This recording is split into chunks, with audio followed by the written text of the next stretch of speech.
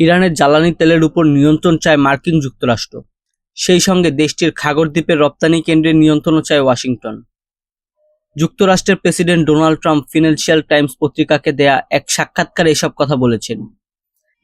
একে লাতিন আমেরিকার দেশ ভেনেজুয়েলার জ্বালানি তেল নিয়ে যুক্তরাষ্ট্রের নীতির সঙ্গে তুলনা করেছেন ট্রাম্প। গত জানুয়ারিতে দেশটির রাজধানী কারাকাসে প্রেসিডেন্টের বাসভবনে সামরিক অভিযান চালায় মার্কিন বাহিনী। ওই সময় ভেনেজুয়েলার প্রেসিডেন্ট নিকোলো মাদুরোকে স্ত্রীসহ তুলে এনে নিউ ইয়র্কে আটক রাখা হয়েছে। এরপর থেকে অন্তর্বর্তীকালীন সরকারের অধীনে থাকা ভেনেজুয়েলার জ্বালানি তেলের উপর নিয়ন্ত্রণ আরোপের ইচ্ছার কথা জানিয়ে আসছে ওয়াশিংটন।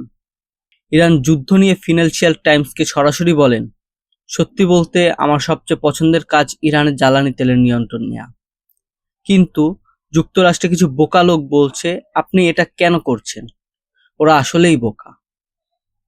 প্রেসিডেন্ট ট্রাম্প বলেন, হয়তো আমরা খাগড়দ্বীপের নিয়ন্ত্রণ নেব, কিংবা হয়তো নেব না।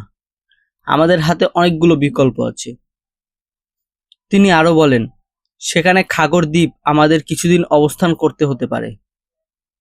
খাগড়দ্বীপে থাকা ইরানের প্রতিরক্ষা ব্যবস্থা সম্পর্কে জানতে চাইলে ট্রাম্প চটজলদি বলেন, আমার মনে হয় না তাদের কোনো প্রতিরক্ষা ব্যবস্থা আছে। আমরা খুব সহজে এটি নিয়ন্ত্রণ নিতে পারি।